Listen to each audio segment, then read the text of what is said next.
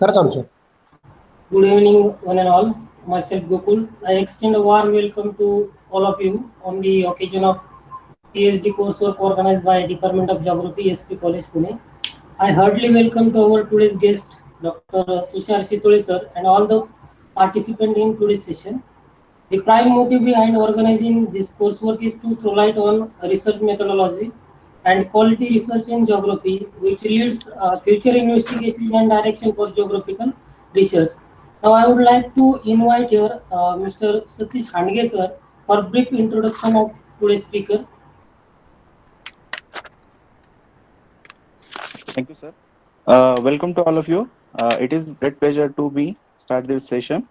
I am going to introduce today's guest lecturer, Dr. Shitole sir, Tushar Shitole sir. Sir currently working as principal, Sri Shankar Rao Belke College, Nasarapur, Pune.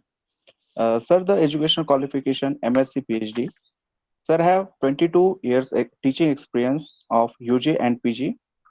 Sir is major scientific fields of interest in geomorphology and coastal geomorphology. Under this Sir guidance, three students have awarded PhD degree and three students has awarded from MPhil degree.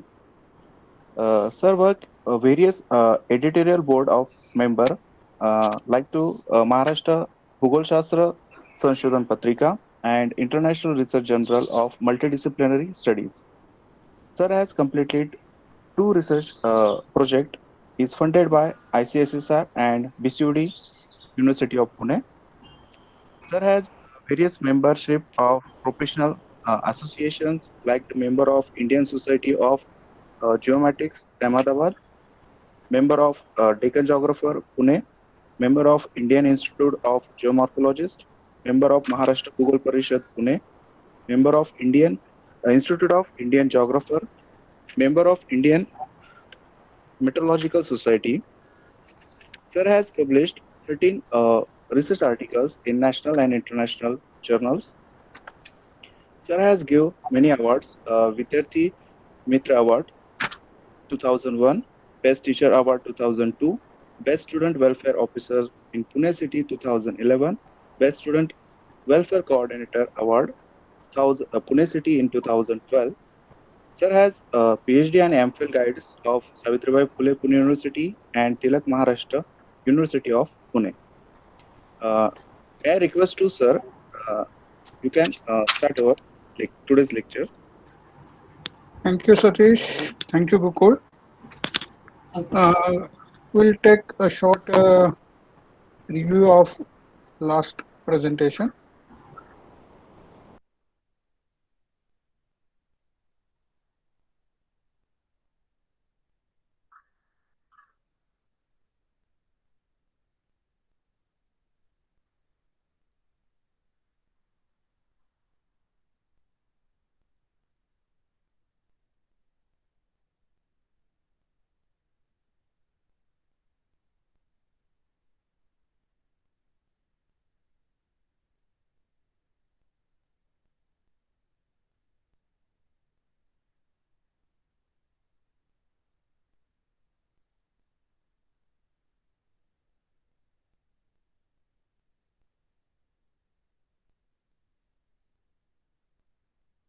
Is it visible, my presentation? Yes, sir. Yes, sir. Yes, sir.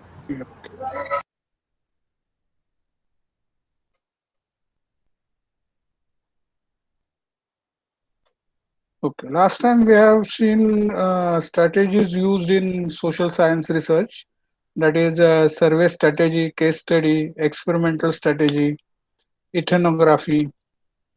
Do you remember it? Yes, sir. Okay. Yes, sir. Now,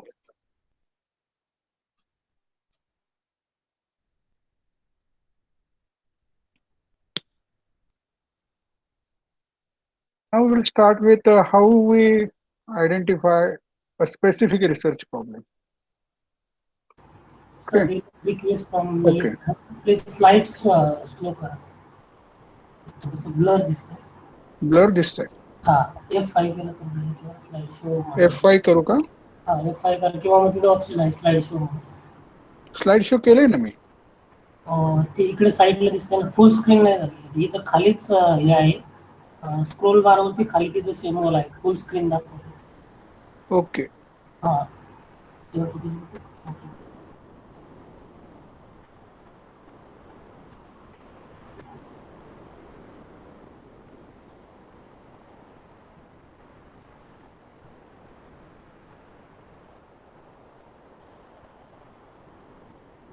किंवा मग direct F5 केलं तर चालेल. मी केलंय कारण function मधलं F5 button दाबलं ना, automatic हे होऊन जाईल full screen.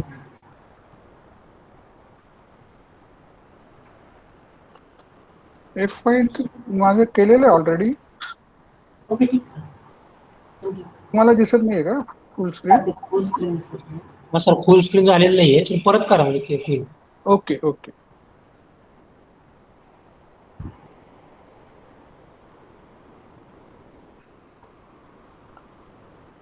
Is it okay? दिसतंय का फुल स्क्रीन? नाही सर, नाही झालं सर. सर तिथं पर्सेंटेज दिलेलं आहे ना स्लाइडचं, 100% वगैरे, सिम्बॉल आहे फुल स्क्रीनचा, त्याच्यावरती क्लिक करायचं. पर्सेंटेज दिलंय स्लाइडचं. ओके. हा, त्याच्या शेजारी फुल स्क्रीनचा एक 3 सिम्बॉल आहेत, तर तिसरा जो फुल स्क्रीनचा सिम्बॉल आहे ना, त्याने फुल स्क्रीन आहे.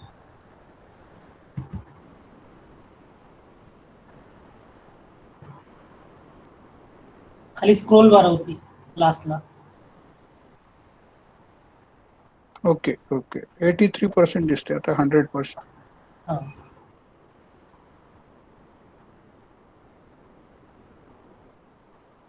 Yes, it's visible, sir. Is it okay? Okay, sir. Yes, sir. Okay, sir. Yes, sir. Yes.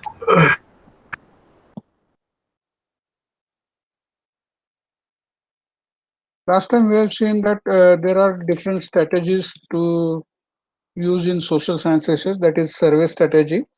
It is basically a characteristic by one common thing, that a wide and inclusive coverage of bringing things up to date. Means getting snapshots of how things are to be specific time during the survey. So this is one of the strategy. Then case study, as we know, many times we considered a particular area or particular phenomena for our research, and it is in-depth study of that particular situation or event. It is a case study.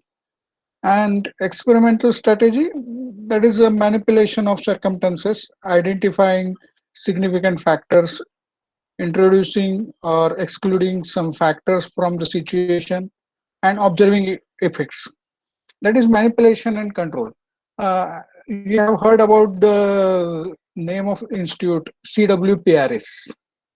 Do you know CWPRS or NIO?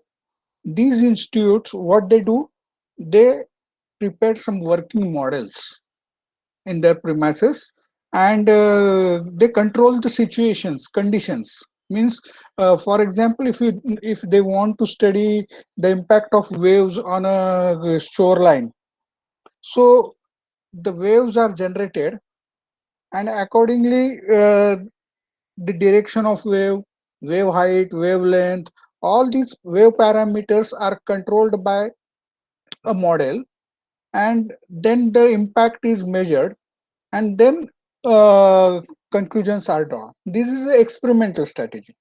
Means set up one of the experiment in the field or in the laboratory, and on the basis of results, you can draw the conclusions. Then ethnography, here is not an interview of people or a little time, but a need to spend a time with people whose culture you want to understand. For example, if you want to study the impact, socio-economic status or impact of uh, dam construction, for example, dam construction, there is a rehabilitation of the villages. So if you go there, if you stay for a longer period, then you will understand the problems, their working, uh, their livelihood. All these things are that you can observe. But it is very difficult to collect the information in one interview or two interviews. So ethnography in foreign countries, as we know, the researchers took years over the field. They stay over there for months, 2 months, 3 months, or years, and they collect the information. This is a ethnography. Okay. Now we have to decide which strategy is most suitable, either experimental or surveying or ethnography or what.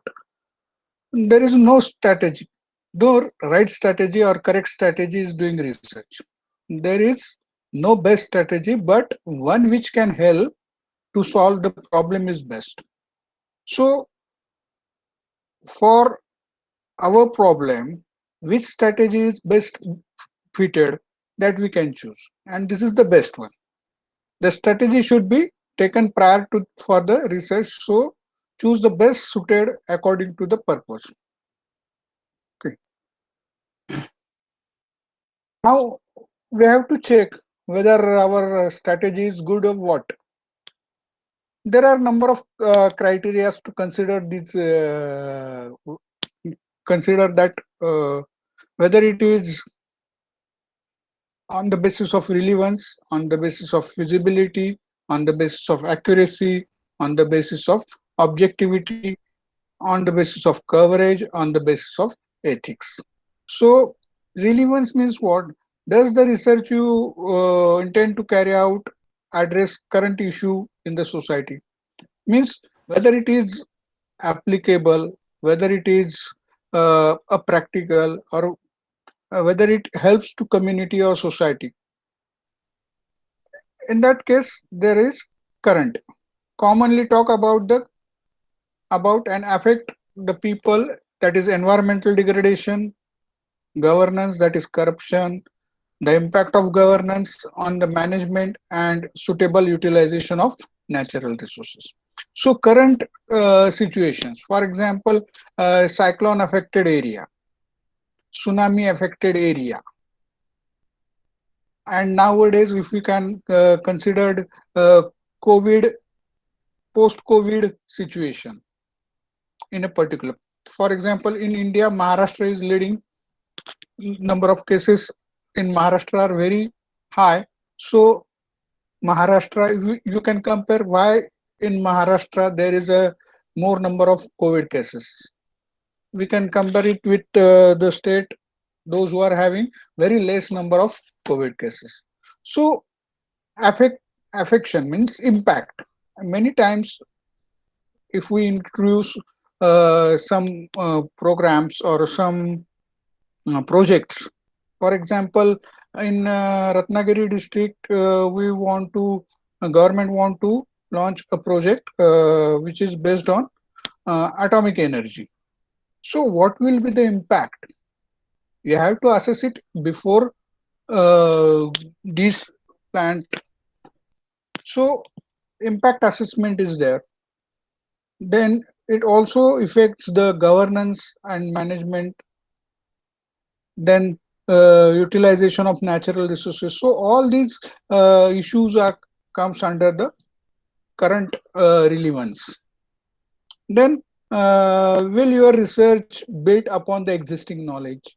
Means many times our data is secondary, or our knowledge is based on our thesis, our hypothesis is based on the knowledge which is already existing.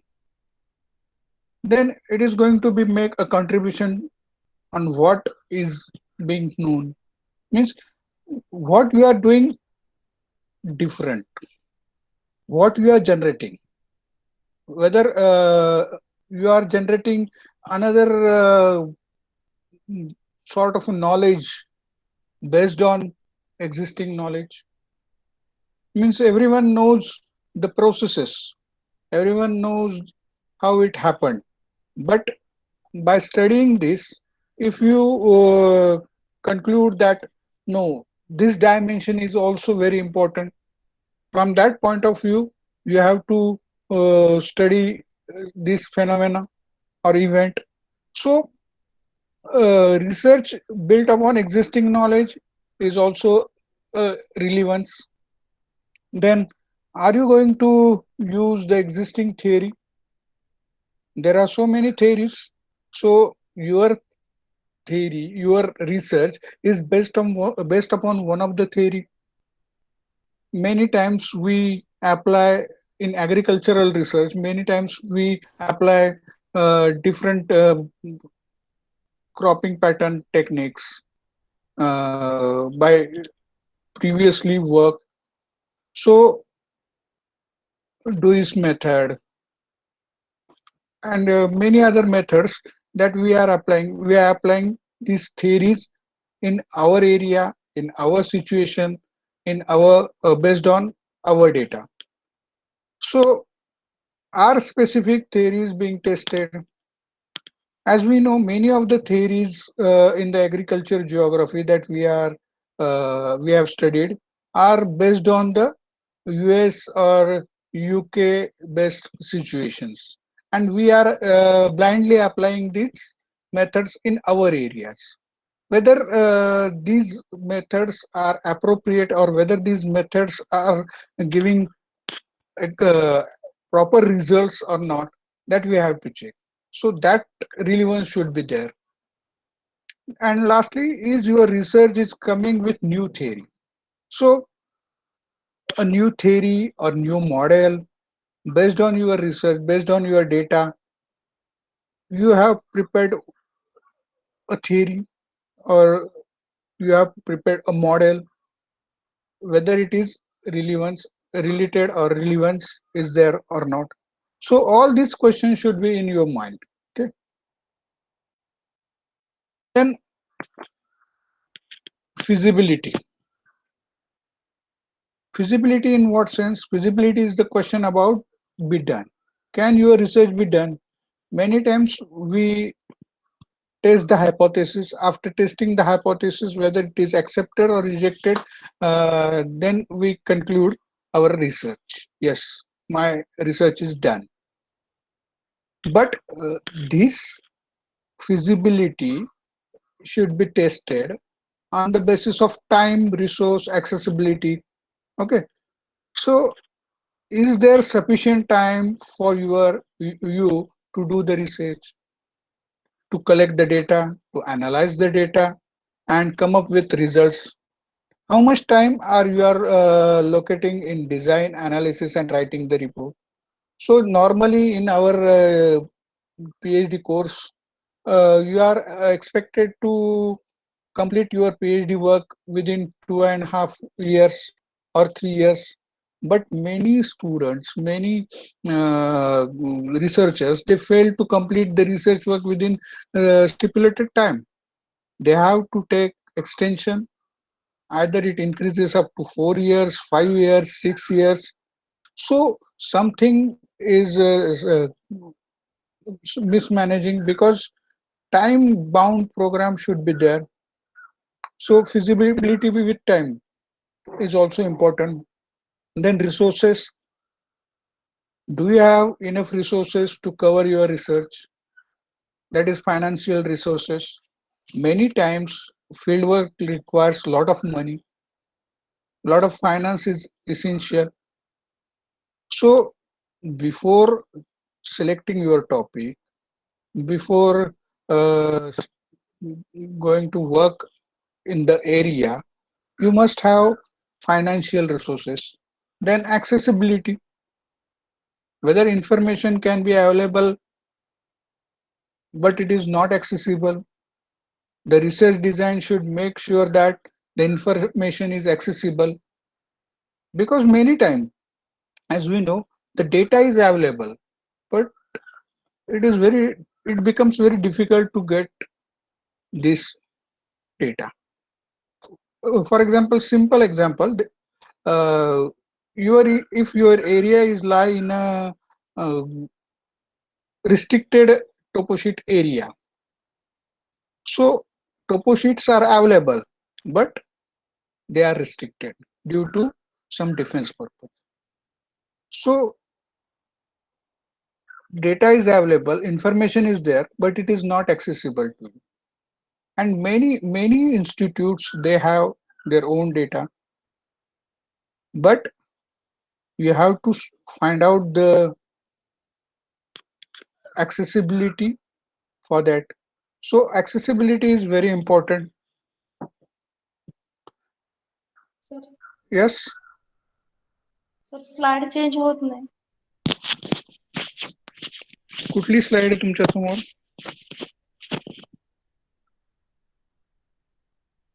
रिलिव्हंटचीच आहे sir पहिली. ती पुढची slide नाही आली का? हीच आहे का? चेंज झाली का? हा ती नाही झाली चेंज. सगळ्यांना हा प्रॉब्लेम येतोय? हो sir. Sir, how entire- we know that this strategy is good, हेच आहे का सर?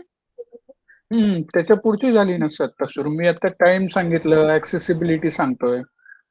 रिसर्च 29 नंबरची नाही. स्लाइड आहे सर. हा हा हा 29 नंबरची स्लाइड आहे सर. एंटायर स्क्रीन केले का? हो. प्रेझेंट लागेनंतर एंटायर स्क्रीन. ओके, चेंज झालं सर, झालं. आता मी ते ह्याच्यातनं बाहेर पडलो ना, स्लाइड शो मधनं, त्यामुळे ते तुम्हाला विजिबल झाले. पण दिसतंय का मी असं ठेवलं तर चालेल? हो चालेल. हो हा, चालेल sir.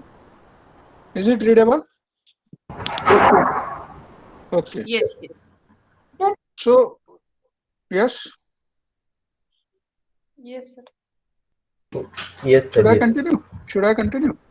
Yes sir. Yes, sir. Okay, accessibility. Now, accuracy.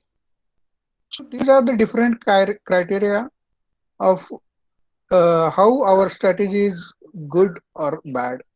Okay, then accuracy criteria. For accuracy, what we need: will the research you want to carry out provide true and honest findings? Okay, as we have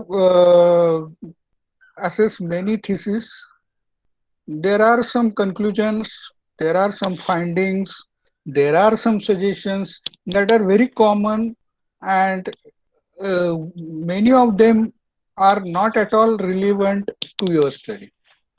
Although they are mentioned in your concluding chapter, they are not related with your data. They are not related. They are very, very generalized. So don't put it like that. So your research you want to carry out provide true and honest findings. Don't manipulate them. Okay. Then precise and detailed data.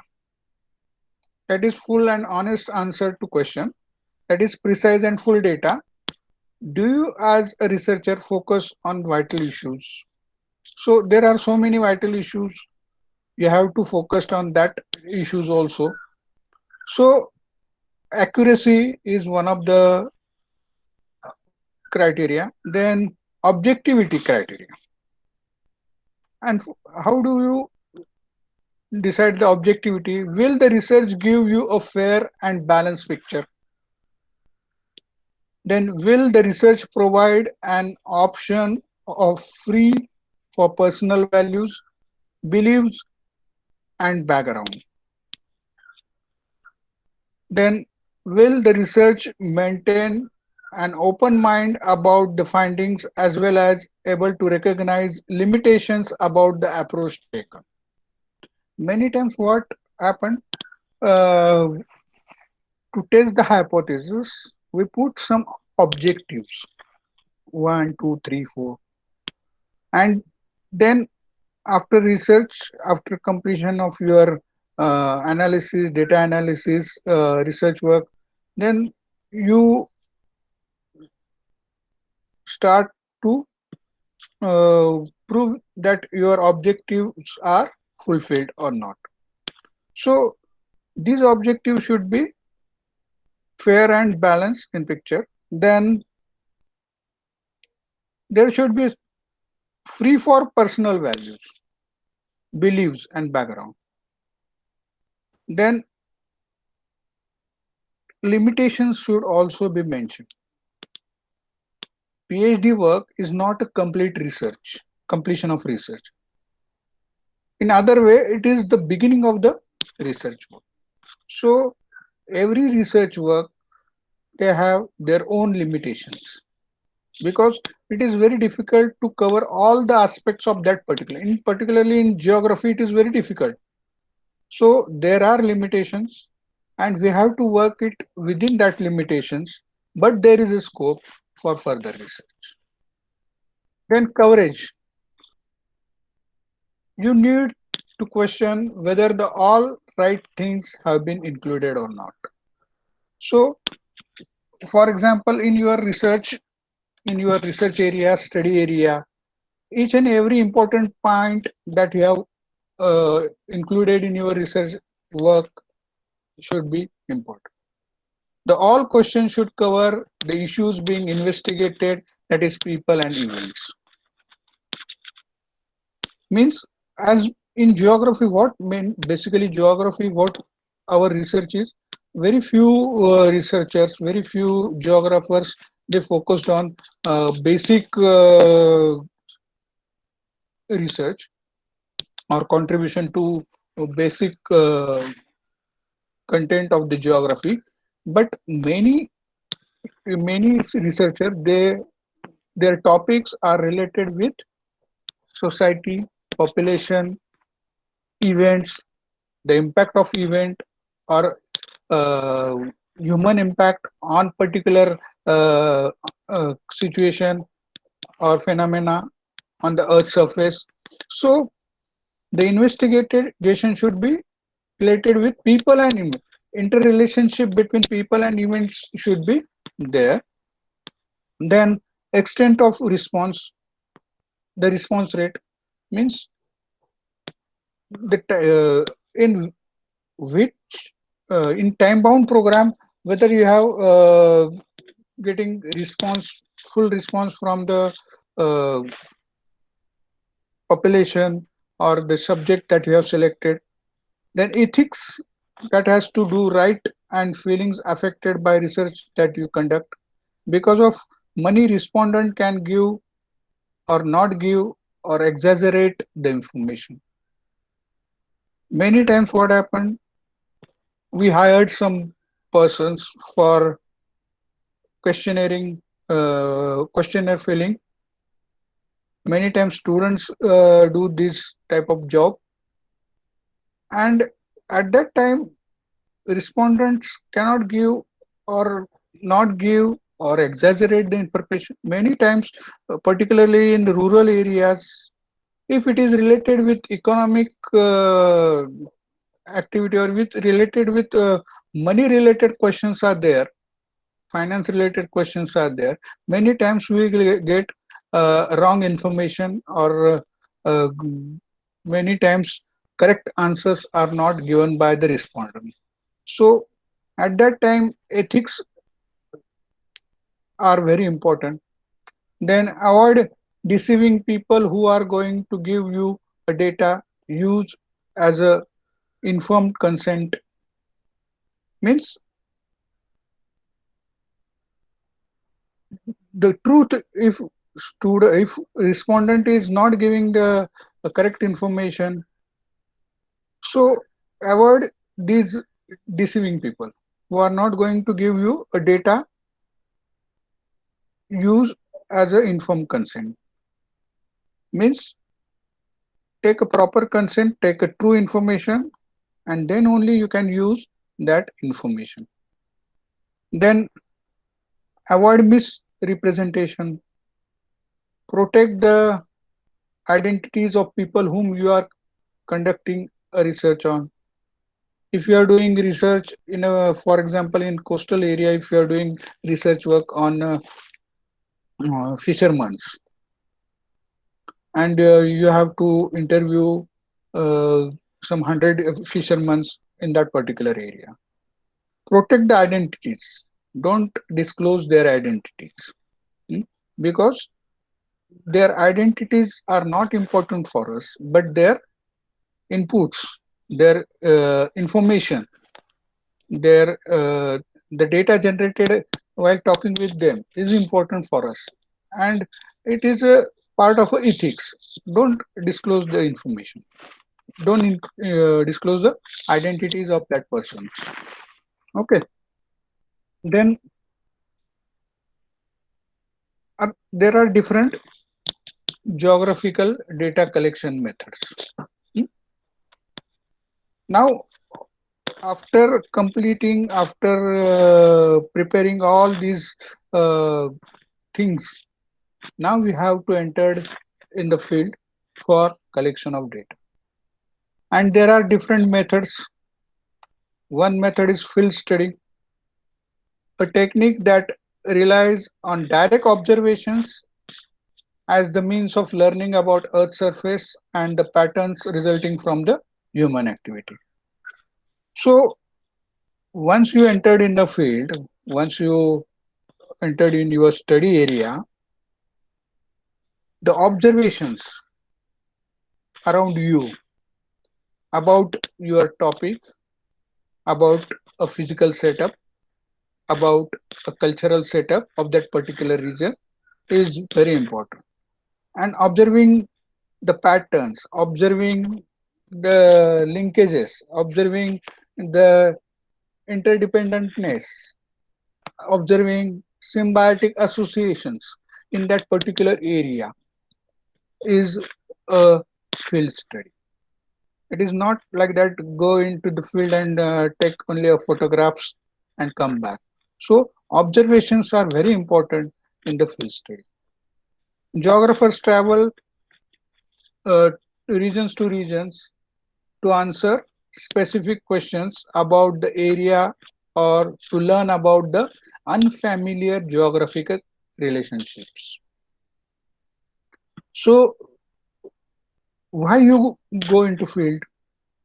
Because you want to know the unfamiliar geographic relationship in that particular area.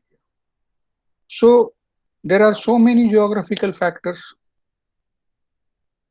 and if your topic is related with impact of physical environment or impact of relief, impact of vegetation, impact of drainage on a particular human activity, on a particular, excuse me, just, hello,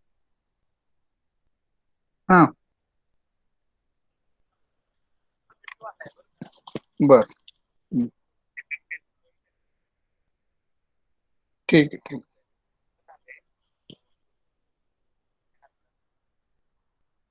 बर okay, okay, okay, चल मी करतो phone त्याला, करतो मी lecture मध्ये फक्त तासाभराने करतो.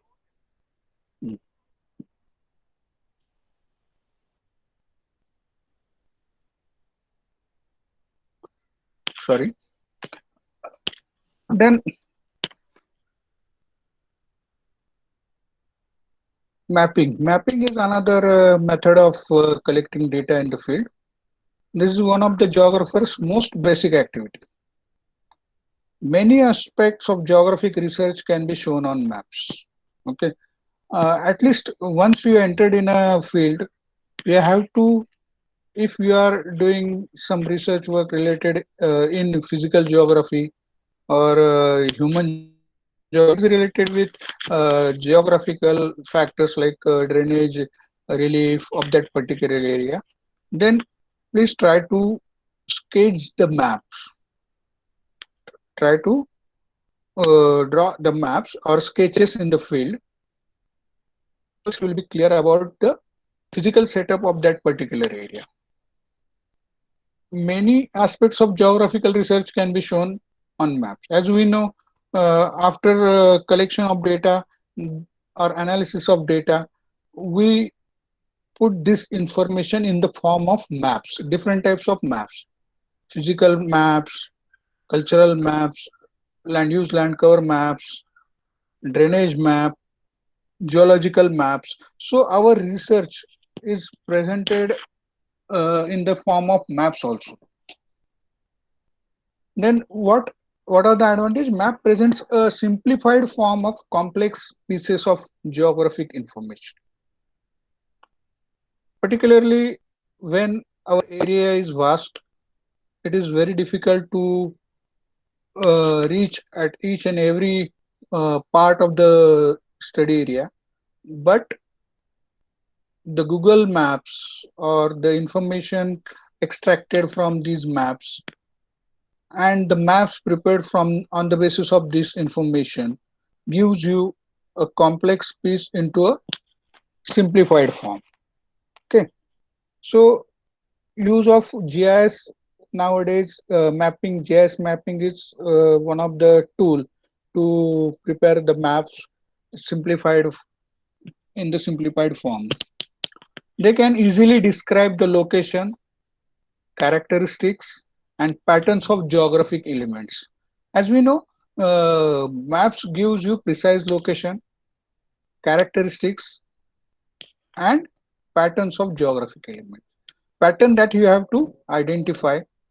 Characteristics are given in your index, and accordingly you have to interpret the map, not read the map, interpretation of the map. So many patterns that we can observe from these geographic element maps. Then another method in the field is interviewing. Observations alone cannot answer all geographic questions. So your topic and your research area, you are going to field visit, and in the field visit you are alone, you are observing all these things, and you have collected the information which is from your point of perspective, but it is not enough. In that case, you need to collect the information from local.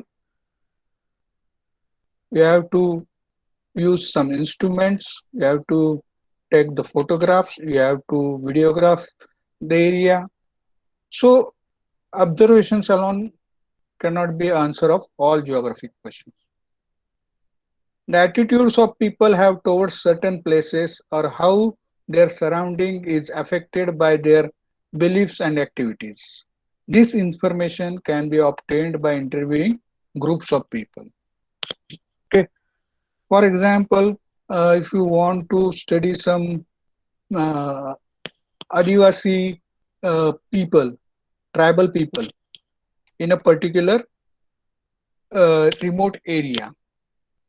So just while just observing, you will not get all the answers of your question. So their attitude, their perception, their activities, that will give you information.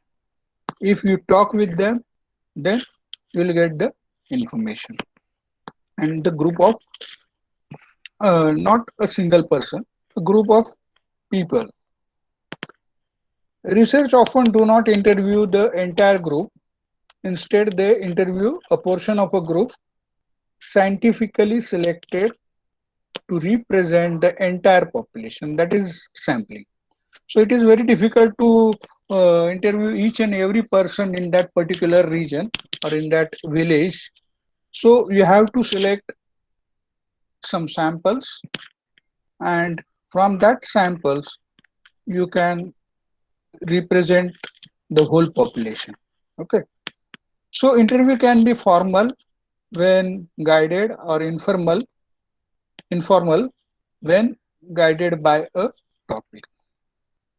So it should not be a like a interview on a TV channels that you observe. It should be an informal chatting with people or population over there. And while chatting, you will get the information, or the interview should be very, very informal. It should not be a formal. Okay, sit down. This is my question, and what is your answer? Like that. Okay. There are face-to-face and telephonic. There are two types of interviews that carried out. In our area, in our state, we avoid, in our subject particularly, we avoid the telephonic interviews because we believe in face-to-face interviews. But in many psychological research, they use telephonic interviews.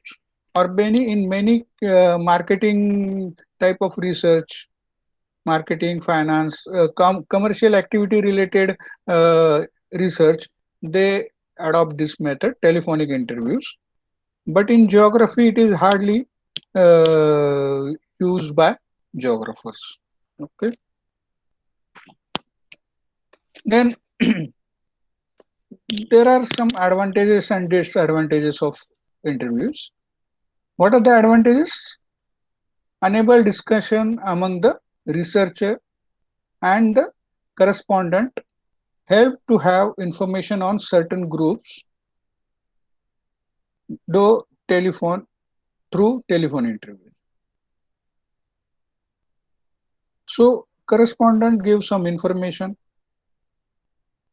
means there is a discussion between respondent and researcher, either individually or group discussion.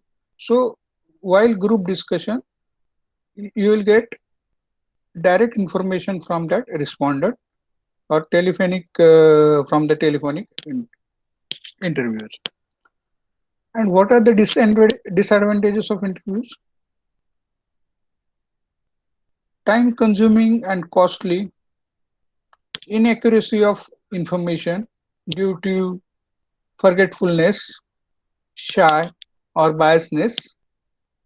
The researcher may employ research assistants who are not competent, lack in standards during evaluation. So 2-3 points are very important. When you are filling up a questionnaire with, or we are talking with a person, if he is very shy in nature, he is very forgetful person. So forgetfulness, shyness, these are the human qualities that hamper the quality, truth of information. So, and also the biasness.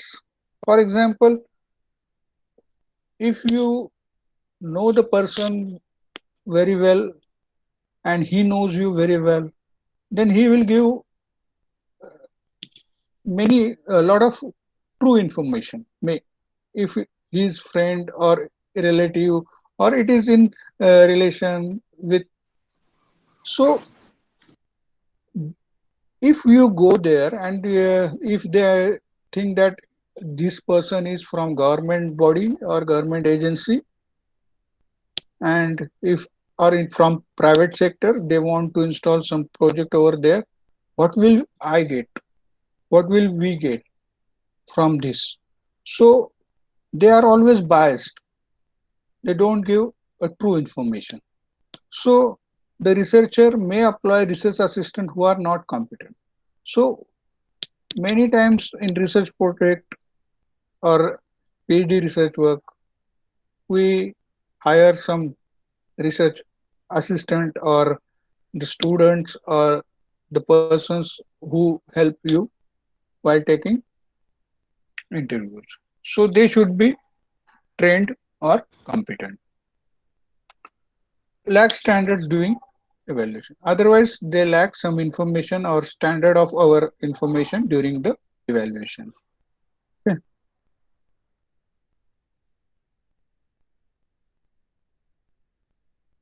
So now quantitative methods. What are the quantitative methods? With the aid of computer geographers often test their research by using quantitative, that is mathematical or statistical methods. So you have to test your data, you have to analyze your data, you have to give some evidences or some strong testing techniques. You have to apply quantitative methods. These methods help to simplify complex information and to present it in a form that is more easily understood. For example, two variables are there: rainfall, temperature, and humidity. There are number of readings during the last 24 hours over there, and from that readings, or hourly or 15 minutes interval readings are there, and from that data it is very difficult to find out the exact degree of relationship between these two facts. We know, yes, we know there is a relationship between temperature and humidity of that particular area, but at what degree they are interrelated, either it is positively related or negatively related. So for that confirmation, you have to test it correlation coefficient. If you calculate the correlation coefficient for that value of R, which lies between -1 to +1. Okay, so this -1 to +1, it has certain meanings. Okay, means what? If the value is near -1, what will be the relationship between these two variables?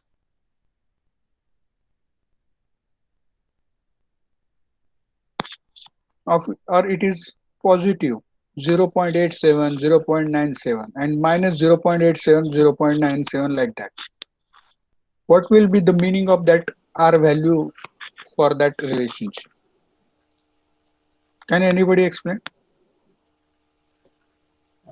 For the -1 or near to the minus. Your audio is not clear. Show that strong relationship with negative impact. If it is negative, sir, am I audible, sir? Yes, yes, sir. Now you are audible. Just a second. Okay. So when the R value is near to the negative 1, it means there is negative relationship. The two factor, which is one is growing, another is decreasing, or we can say one factor is increasing. It's show the another factor is reversing or decreasing.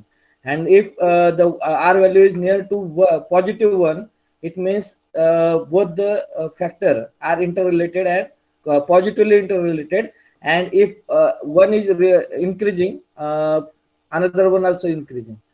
Okay. So near to -1 and near to +1, both are strong correlations between these two variables. Okay. Both are strong. But in one case, if one variable increases, other variable decreases. This is this kind of relationship, negative relationship. That is that tends to -1. And if it is tend to +1, then there is a strong relationship between two variables, positive relationship. If one increases, another also increases. Okay. And if the value is near to 0, then Sir, no correlation. No change. no change. Correlation. There is not at all any relationship between these two variables. Either one increases, another may increase or decrease.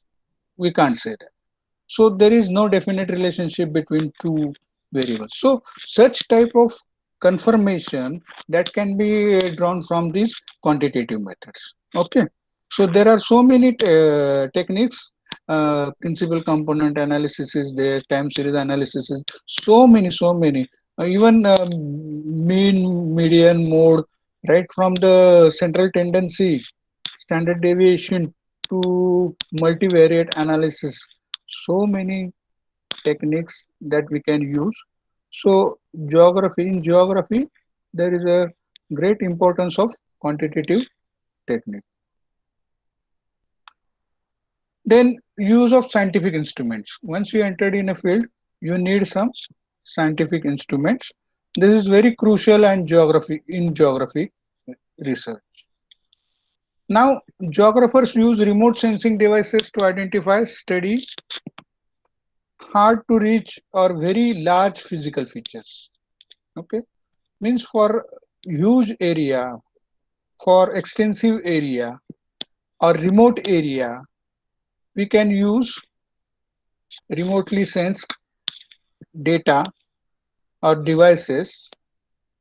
Then but to nowadays Google gives a lot of information. It is very easy to get a bird's eye view of that particular region. Okay. In my time, in my case, in 2007, 2004 to 7, at that time, Google Earth was not there. At that time, we visited one exhibition of Uddhav Thackeray's photography. And I found that the photographs, aerial photographs that I have taken are from my area, my study area. I have taken the photographs of that photo, and I also wrote one letter to Uddhav Thackeray to give me some photographs for my research.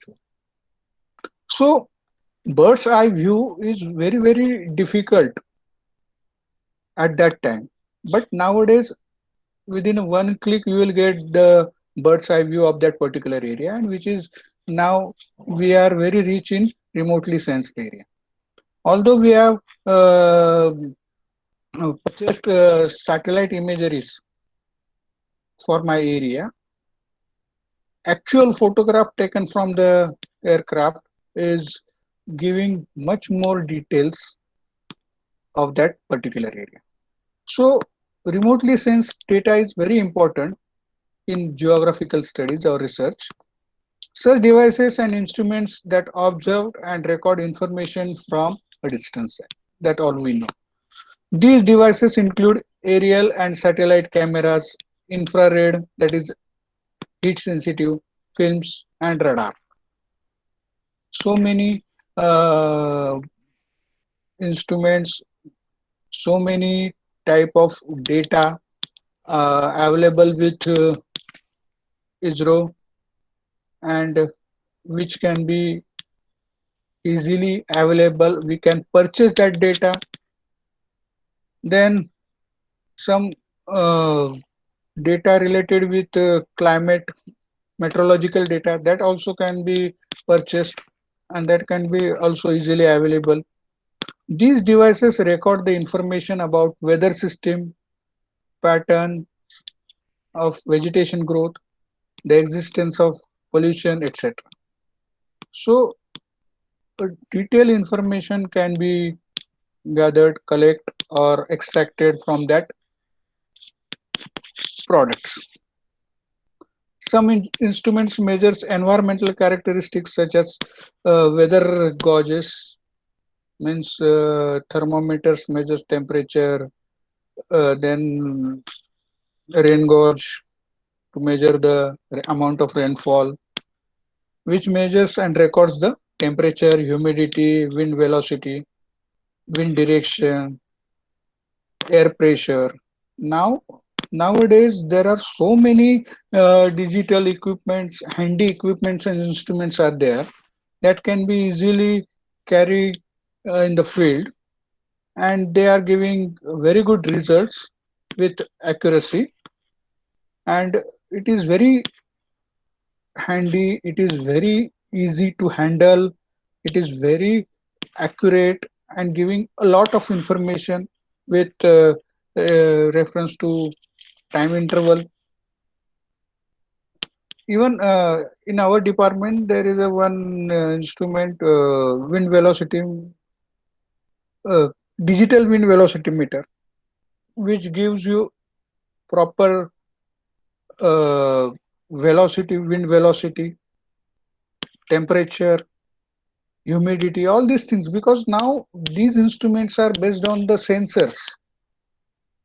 Humidity sensors is there, so humidity can be easily measured.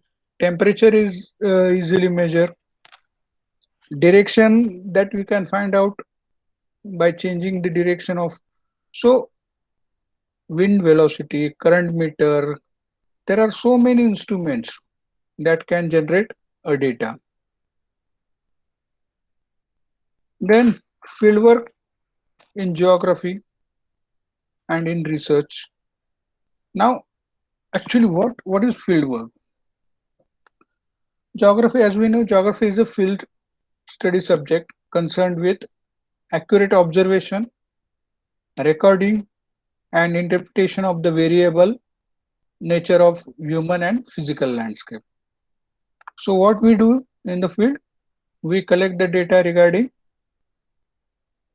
physical setup as well as human nature, human activities, settlements, agriculture pattern, crops, and all these things, socio-economic activities, population.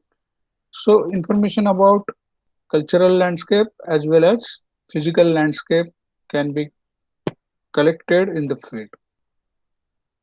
The geographer's laboratory is in the field, the local environment. Once you entered in your study area, this is your laboratory, and where you can collect the data, analyze the data, visually analyze, or you can note the data information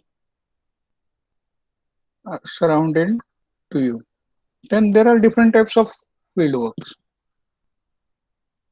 Field excursions or field trip that we usually conduct for our undergraduate, postgraduate students, just field excursion. On the basis of that field excursion, field trip, they have to write down a report. That refers to be a trip around a locality or further a field in order to visit the places of geographical interest that we know. Okay. Then students or researchers observe, listen to lectures by expert resource persons. Although it is a difficult to structure, it has the advantages of bringing students into reality of the environment. When you organized one field visit or a study tour in a particular area, in that particular area which is a place of geographical interest, what do? You go there, show the different aspects of that particular geographical setup of that particular area, and give some information, expertise, expert lecture over there. So this is the reality that students can observe. We always say that geography is not a subject which can be learned in a classroom, closed classroom. It is always better understood in the nature or in the field or in the environment. So it is real picture. Then they are given the opportunities to identify problems or development of later class discussion. So if you are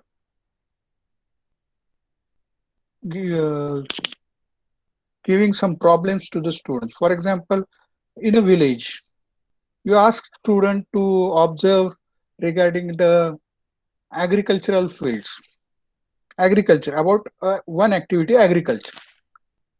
Go here and there, observe the things, and then we'll come together and we'll discuss what we have. What are the problems that are related with this subject or topic? Then students will observe many things. Their minds are different, their perspectives are different, and once they entered in class, we'll discuss on this topic. You will get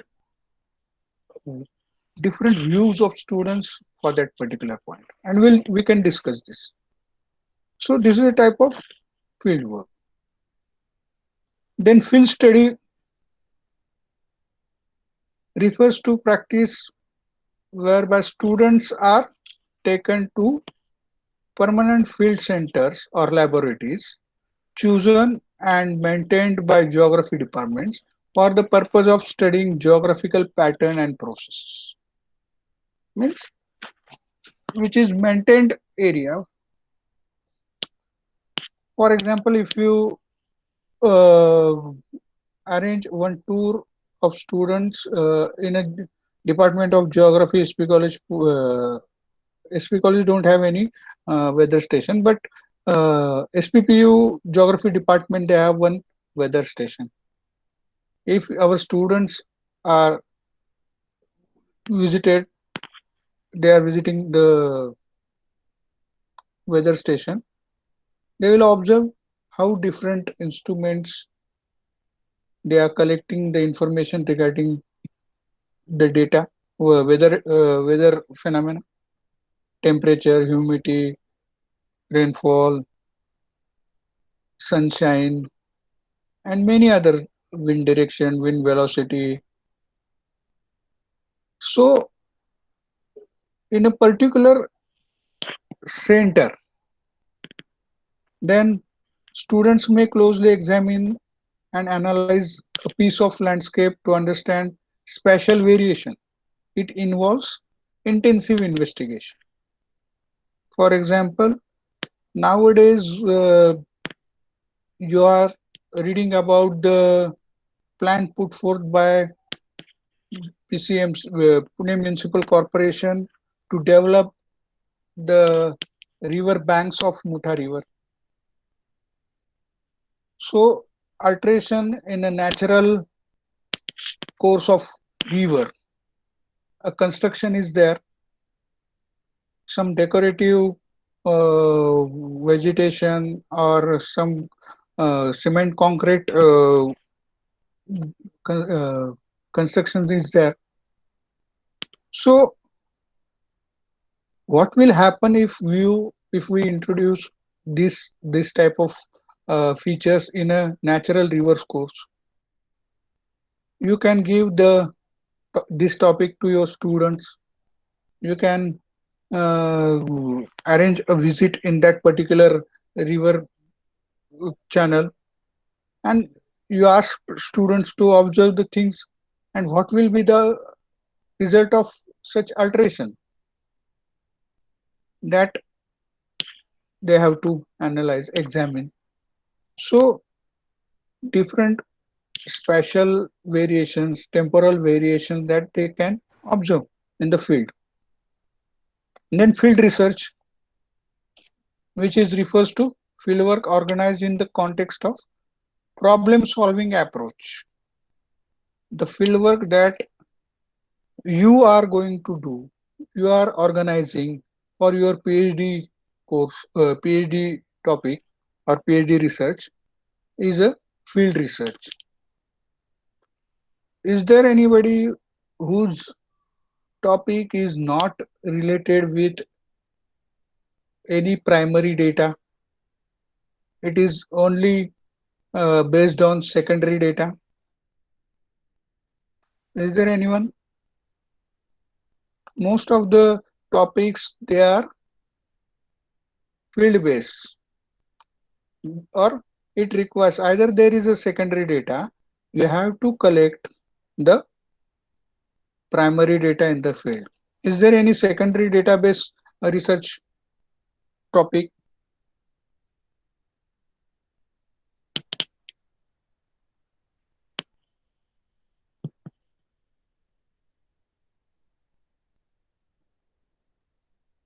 Yes or no?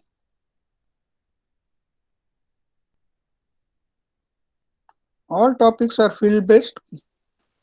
Sir, although I'm not sure, but my topics are almost most of part of my topic is related to the secondary data. Only for ground truthing and as you say that to verify our data, collected data, we are going to the fieldwork, primary data. Okay. So ground truthing, confirmation, for taking photographs, by for interviews, you have to arrange field visit. Okay. So although it is based on secondary data, you need at least basic field data or confirmatory data. So field research is based on actual field data collection, and a problem of study is stated in step-by-step manner. What? First, a problem is stated, then hypothesis put forth for testing, then data collection, then data analysis and hypothesis testing, and based on after hypothesis testing we have to put conclusions. So these are the different stages of field research. Now, importance of fieldwork in geography. Why it is important? Fieldwork is important. Fieldwork is important in geography because it contributes so fundamentally to geographical research and to our basic understanding of the Earth surface. Because it's a special science. So, Earth surface is a basic, fundamental thing. And to understand or to contribute about the fundamentality of the geographical research is to our basic understanding of the Earth surface.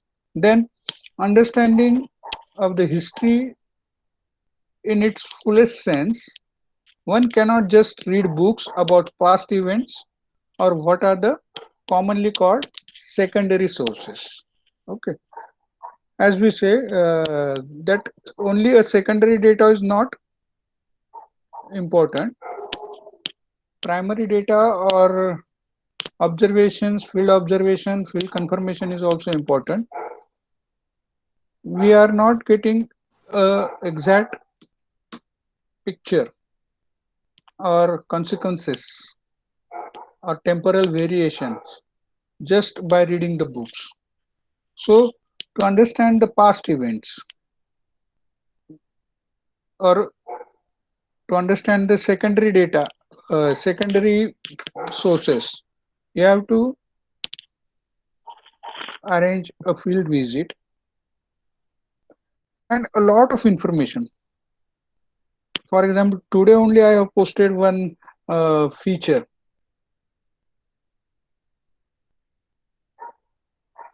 That is on WhatsApp groups. Red clips. Okay. So what is the peculiarity of that red clips? These red clips, they are giving information, temporal variation, sequence of temporal variation in the field because they are well preserved in the sediments. Okay. So they are giving from, as we know,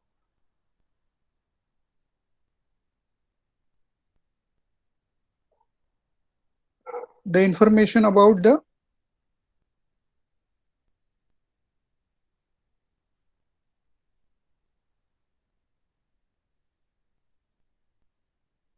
this area is about 2,15,000 hectares, and it gives information regarding the sedimentary sequences. Triassic basin, this area is, which roughly gives you idea about 250 to 200 million years ago, which represents the origin of both dinosaurs and mammals. 6 distinct sedimentary formations contain a fossilized remains of a wide range of ancestral animals and plants, revealing the evolution of vertebrates and detailed information of paleo environments over the approximately 50 million years of Triassic period and down of age of the dinosaurs. The ongoing scientific discoveries are invaluable for understanding of paleontology and evolutionary biology. So the data of 50 million years ago, the consequences, phenomena, the dinosaurs and their evolution is preserved in 6 episodes. So this site, from the geographical point of view, from the geological point of view, from the biological point of view, this site is very, very important. So observing, then taking photographs, taking measurements, collecting samples. So this site becomes a very important from the research point of view, and that's why it is preserved and declared as UNESCO's World Heritage Site. Okay, our Western Ghats. Our Western Ghats is also, for example, Khas Plateau, recently declared as a World Heritage Site. Why? Because they have unique characteristics, either physical or from the point of view of species, different vegetation species and different microorganism to mammals. So lot of information to understand the history in its full sense. Okay. Then to understand geography or do geographic research, one must consult primary sources in this respect. Geographers certainly make use of some of the same primary sources as researchers in other fields also. Once you have collected the data, this data set can be compared with other areas also. Same primary sources. Then geographers doing research spend much time in archives looking at original documents like census and manuscripts. So for literature review, you need some archives, original documents, census data and all. Then geography, however, has another primary source that is quite different from those used in other fields. This, of course, is the landscape. In physics, chemistry, mathematics, statistics, they don't have this differentness. Means landscape. In geography, landscape is a basic primary source.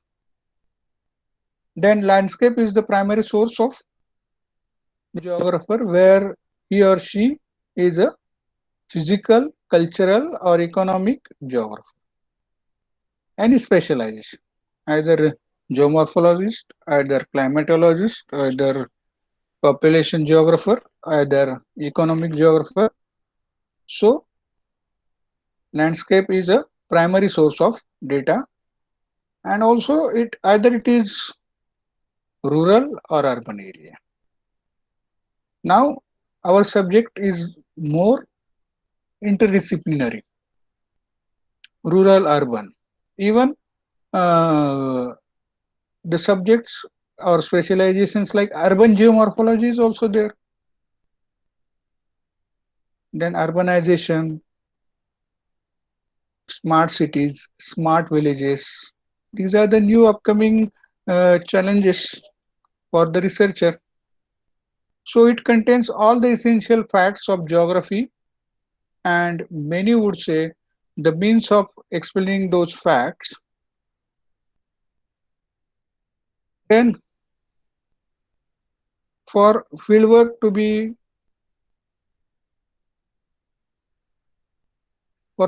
be precise and valid, a geographer has to now, for good fieldwork, for precise fieldwork, valid fieldwork, geographer should be curious and observant. You must want to do fieldwork and you must keep your eyes open. Okay. While collecting data, you have to observe many things. Okay. Take clear, organized notes. Fieldwork is just sightseeing unless you can use the information later. Okay. For like our students, once you visited geographical interest places, they are just observing, or they're just taking photographs. Nowadays, they are just taking selfies in that particular area. Just a sightseeing. But when it is converted into fieldwork, when you use this information later, and it is very difficult to remind you all the things, so better make notes, organize notes of that particular fieldwork. Okay. Then pay careful attention to your location, making good use of maps. Take a topographical map with you, or other source, Google Map or many other sources are there. No matter how detailed your observations are, they are of little value in geography if you cannot link them to a location. Okay. The information that you have collected must be linked with location. For example, if you take sediment samples or water samples, you need to show their precise location, because for further generation of maps, analysis and pattern generation, you need exact location of that particular maps. Okay. Then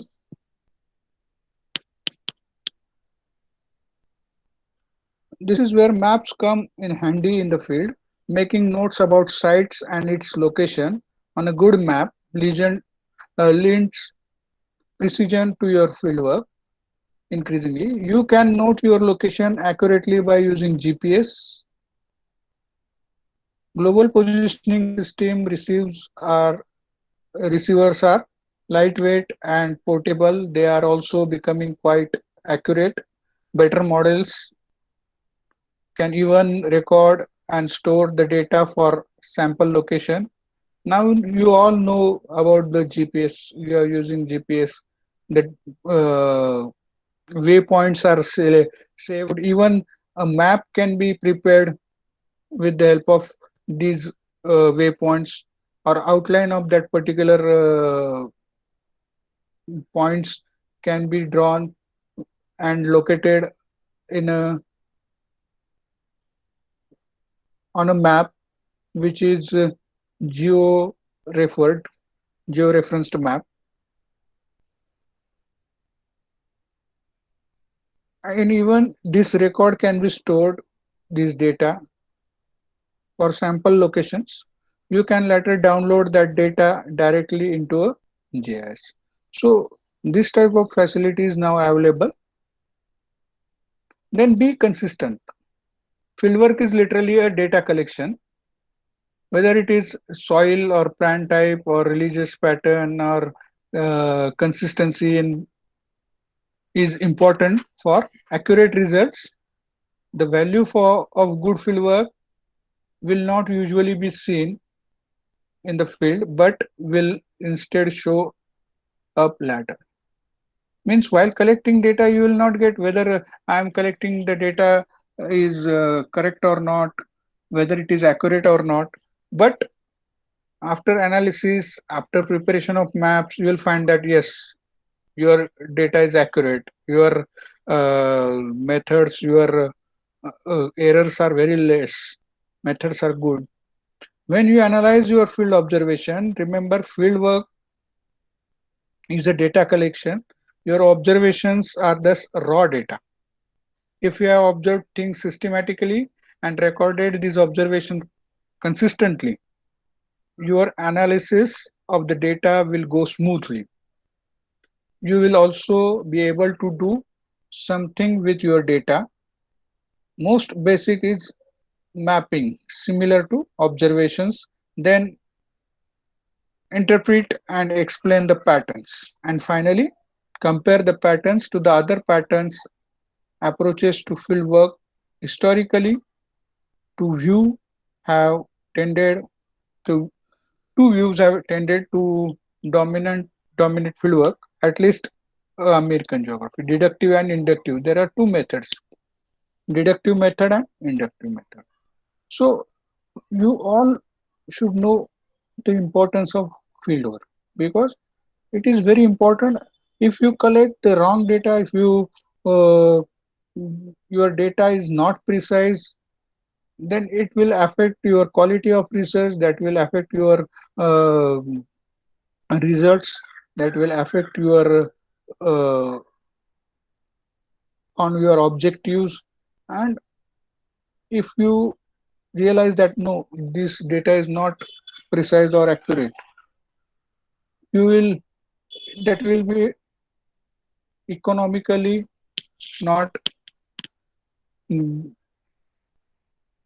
or financially there will be a loss.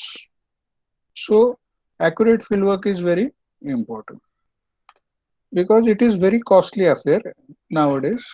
You can ask Lalit Thakre how much cost for your one fieldwork.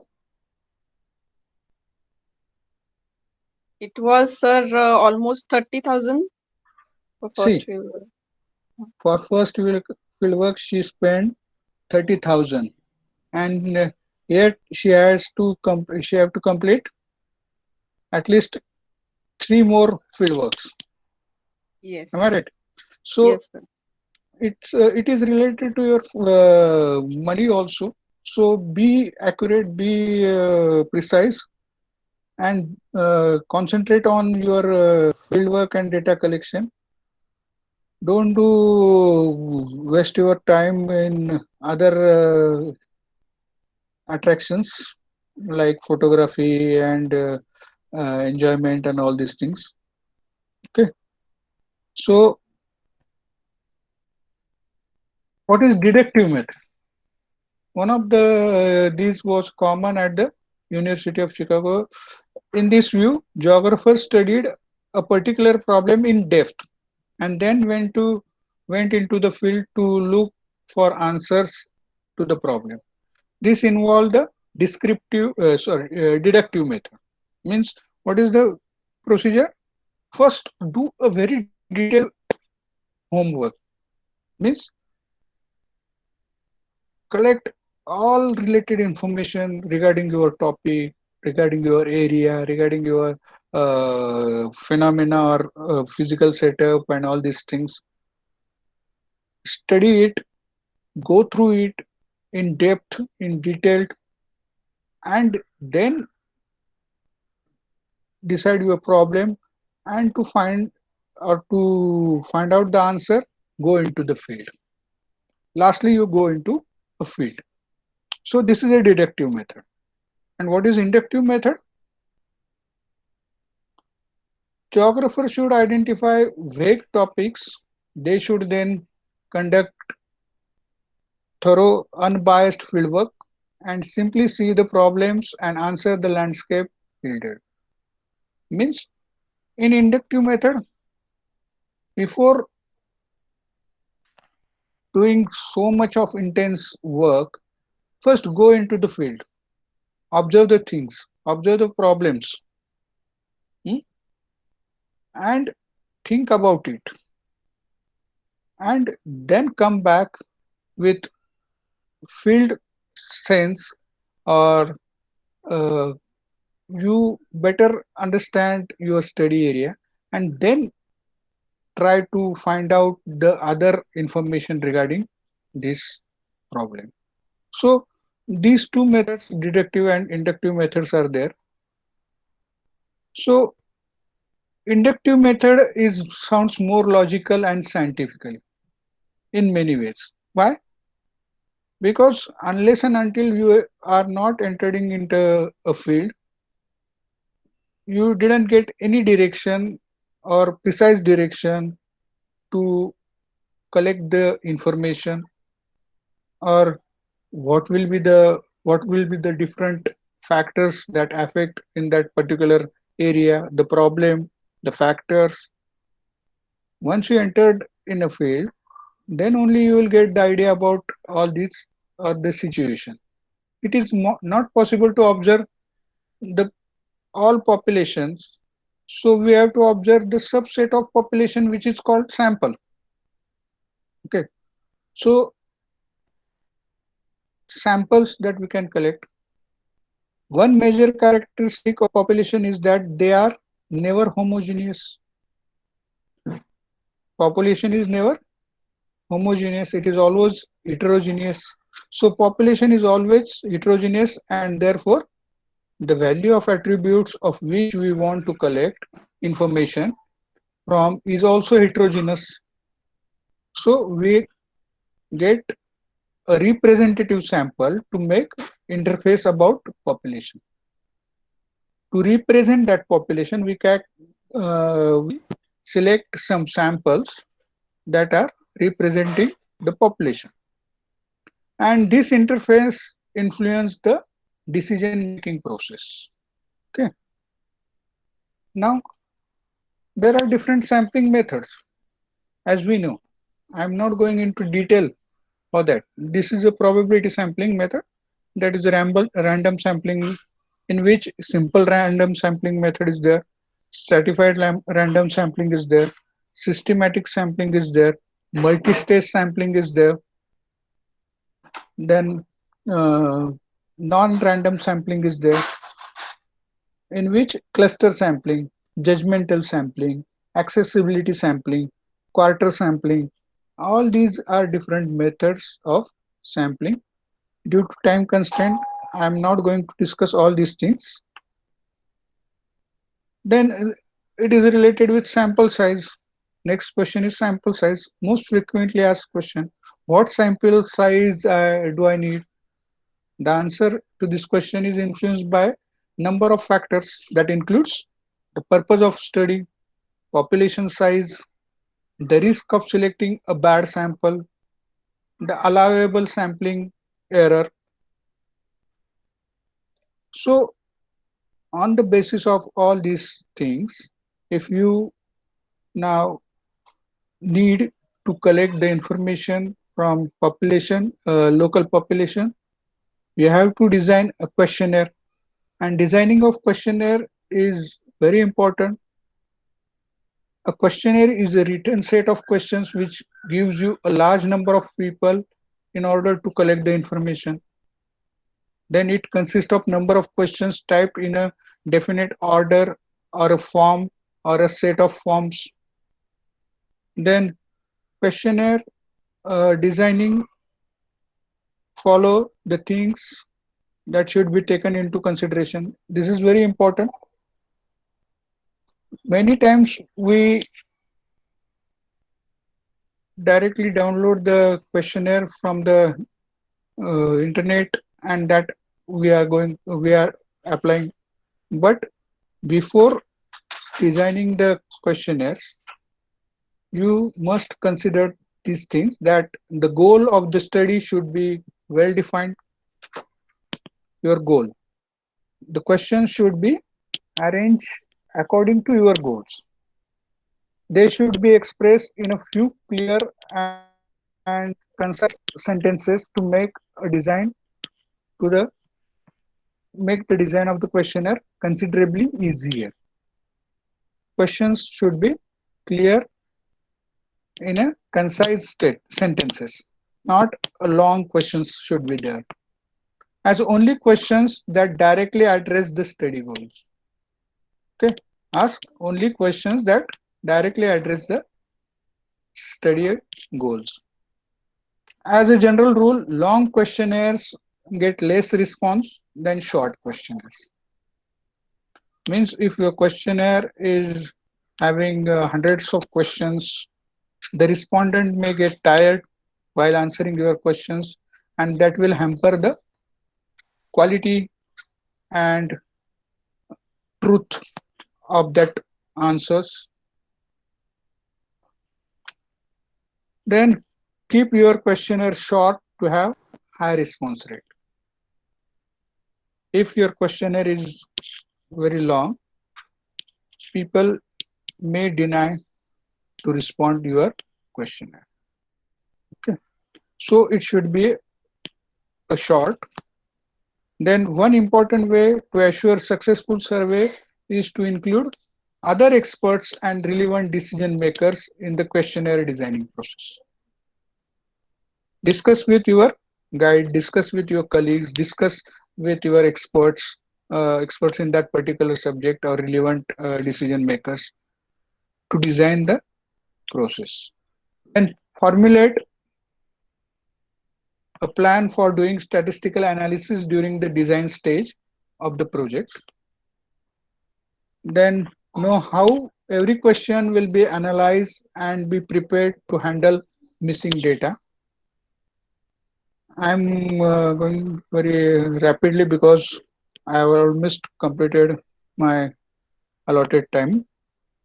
If you cannot specify how you intend to analyze a question or use the information, do not use the survey. Do not use it in the survey. Give your questionnaire a title that is short and meaningful. Okay. With a title is generally perceived to be more creditable than one without. Okay. For example, socio-economic, a health survey, agricultural survey. Give the title so respondent will get idea about it. Use simple and direct language. Okay, don't use the bookish language. The question must be clearly understood by the respondent because the response is very important. If question is not getting properly to the respondent, then your information may get wrong. The wording of question should be simple and to the point. Place the most important items in the first half of the questionnaire. Okay. Then items on questionnaire should be grouped into a logical, coherent sections. Grouping questions that are similar will make the questionnaire easier. Means you can group social, personal, then economic, cultural. Like this, you can group the questions. That will be easier to complete, and respondent will feel free, more comfortable. Then questionnaire of a good question, qualities of a good question. There are good and bad questions. The qualities of a good questions are as follows. Questions must be non-threatening. Anonymous questionnaires that contain no identifying information are more likely to be produce honest response that those identifying the respondent. Your questionnaire does not do items. Be sure or clearly state your policy or on confidentiality. Ask for an answer on only one dimension. A good question asks only one bit of information. The purpose of survey is to find out information. Question that ask for response on more than one dimension will not provide the information you are seeking. Okay. And then, So sorry to interrupt you. just 1 minute. We will conclude in 1 minute, please. Yes, 1 minute. And you can accommodate all possible answer asking a question that does not accommodate all possible response that can be confused and frustrate the respondent.